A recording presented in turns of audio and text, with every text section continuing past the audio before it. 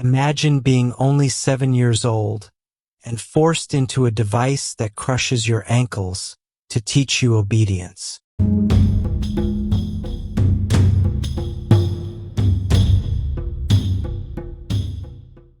Welcome back to Forgotten Medieval Tales. Today, we're diving into the darkest corners of medieval Europe, where the concept of childhood as innocence simply didn't exist.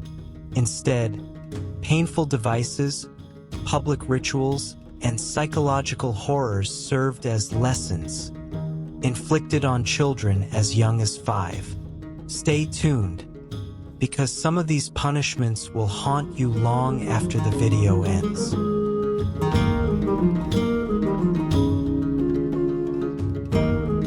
In an age when authority was absolute and the concept of childhood innocence as we know it today did not exist, children were often treated almost as miniature adults, subject to the same brutal codes of justice and discipline. From the village green to castle dungeons, from parish churchyards to monastic schools, medieval Europe saw a variety of punishments designed to inflict pain, humiliation, and lasting scars in the name of moral instruction or legal retribution.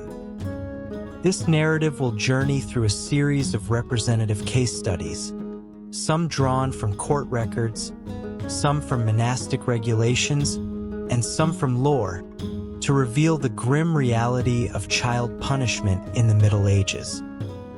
In many rural communities, the stocks and pillory formed the first line of public discipline. Though often associated with adult criminals, these devices also ensnared children as young as 7 or 8. At the stocks, a wooden bench with holes for the ankles and sometimes wrists, the stocks forced offenders to sit uncomfortably for hours or even days, exposed to the elements, jeers, and stones tossed by passers-by. At the pillory, standing upright with holes for the neck and wrists, the pillory left the child bare to public ridicule. Case of Johann of Westerholt, England, 13th century. 6-year-old Johann was caught pilfering turnips from the Lord's garden. In a demonstration of seigneurial power, the bailiff fastened the boy into the stocks for half a day. A harsh frost set in during the night. Johann's feet swelled painfully, and he fell ill with chilblains that lasted into spring.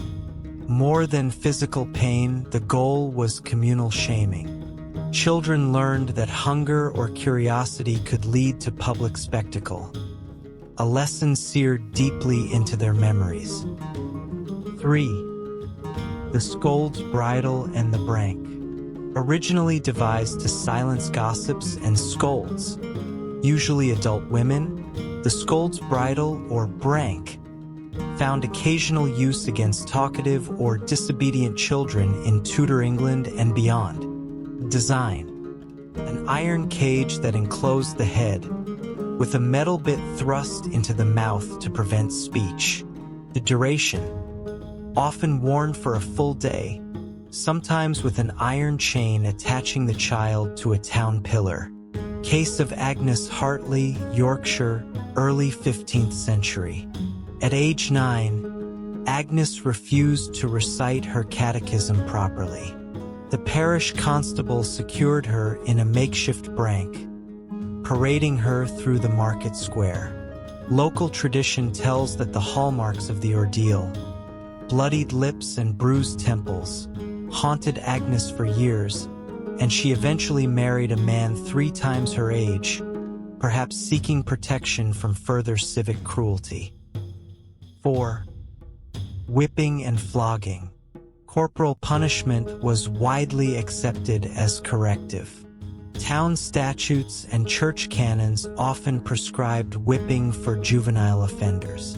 The common implements: a birch rod, twigs bound together, the leather cat-o'-nine tails, or even the whip used on livestock. Execution: whippings could be public, with the child stripped to the waist and tied to a whipping post. Case of Pierre Le Jeune, Burgundy. mid-14th century. Pierre, aged 11, was accused of stealing bread during the Great Famine of 1315–17. His sentence: 20 lashes with a braided whip, delivered by the village constable in the town square after Mass. Contemporary chroniclers note that at least a dozen people fainted at the sight, but the bailiff insisted on completing the punishment to teach respect for property. Such floggings served as deterrents not only to the punished child but to all young onlookers. The trauma of the cracking whip and the pierced flesh was a lesson written in blood. 5. The strappado reverse hanging. Borrowed from methods used on adult prisoners, the strappado involved binding a child's hands behind the back and hoisting them by a rope attached to the wrists. Suspension could last minutes or hours, often with weights added to the ankles. Case of Matilda of Clermont, Normandy, late 12th century. At 12, Matilda was accused of forging a neighbor's signature. No small crime in a world where seals represented one's very honor.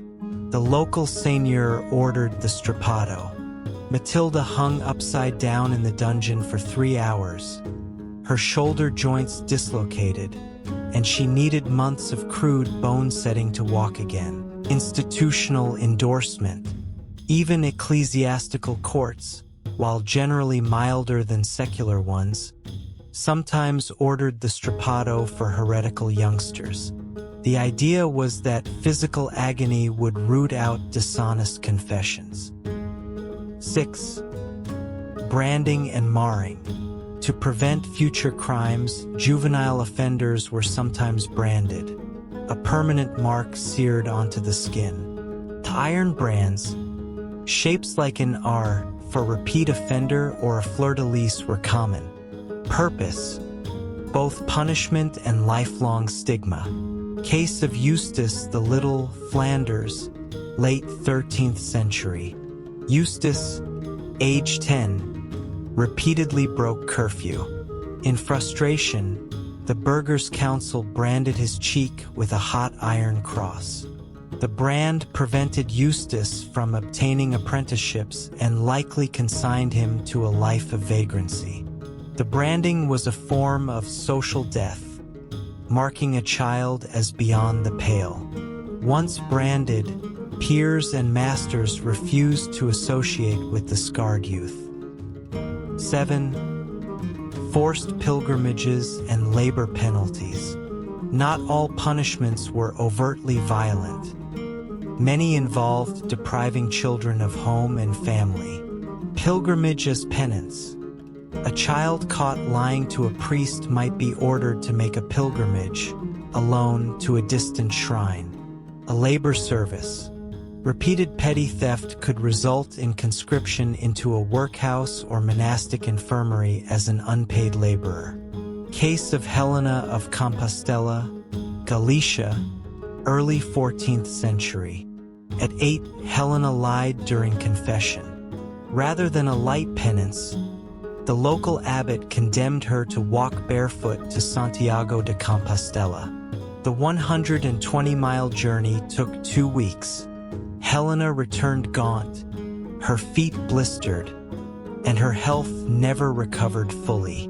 The ordeals of hunger, homesickness, and isolation were intended to instill humility, but children often emerged shattered rather than reformed. 8. The ducking stool and water torture. Water-based punishments, often portrayed as tests for witches, sometimes ensnared children accused of lying or blasphemy. A ducking stool. The child was tied to a chair and repeatedly plunged into a river or pond. Ordeal of water. Belief held that innocent water would reject a wicked child, but of course, no actual acquittal followed. It was merely pretext for cruelty. Case of Walter of Chester, 15th century. 12-year-old Walter allegedly cursed his stepmother. Town officials dunked him half a dozen times in the Dee. The ordeal nearly drowned him, and when a counselor finally pulled him out, Walter had pneumonia. Under the guise of divine trial, authorities trafficked in desperate violence. 9. Monastic discipline. The Penlewinks and the rule of Saint Benedict. Within monasteries and cathedral schools, children and adolescents, often oblates, faced strict regimens.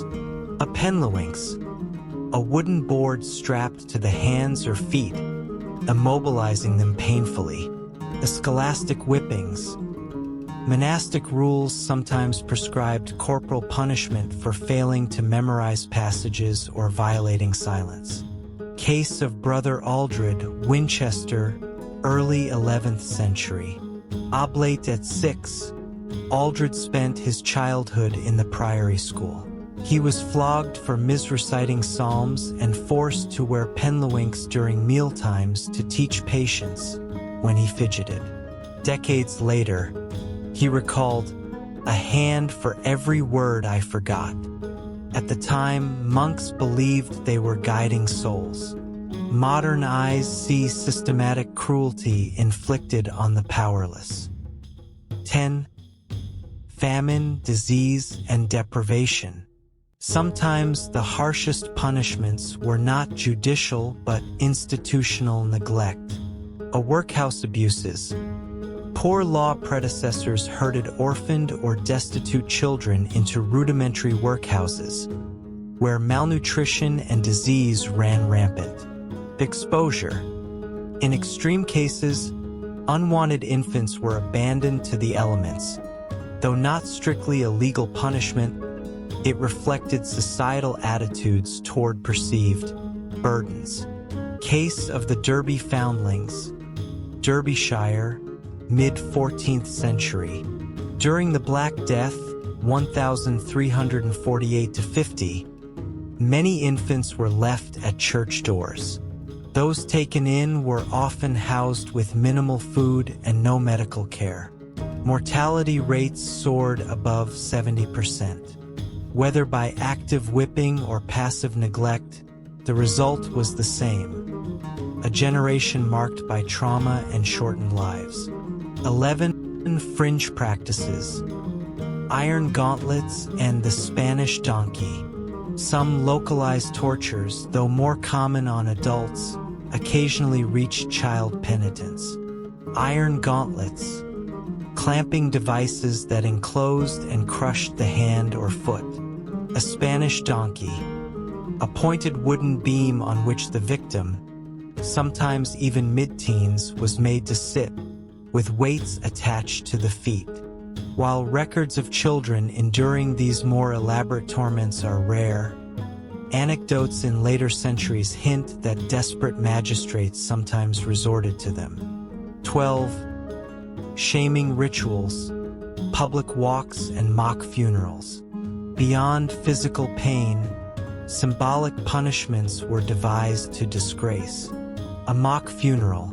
The child was dressed in burial shrouds, led through town accompanied by mourners, and then resurrected only when they confessed trivial misdeeds. A walks of shame, draped in a marker of guilt, like a sheepskin or black hood, a child might be compelled to process through market crowds. Case of Little Conrad, Nuremberg, late 14th century. Conrad 9 stole a loaf of rye.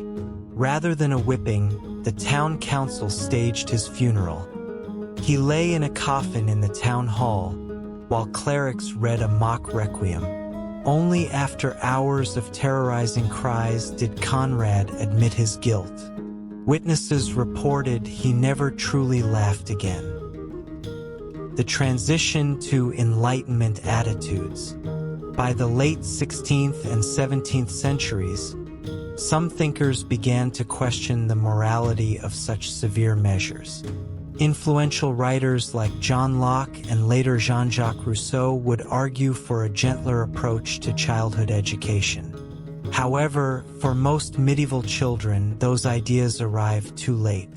Their formative years had been burned by rod, iron, and shame. Medieval punishments of children, far from the fairy tale cruelty one might dismiss as legend, were real, institutionalized, and often devastating.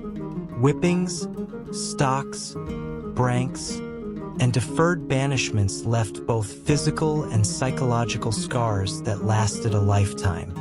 For every chronicled case like Johann of Westerholt or Matilda of Clermont, countless anonymous children endured similar fates.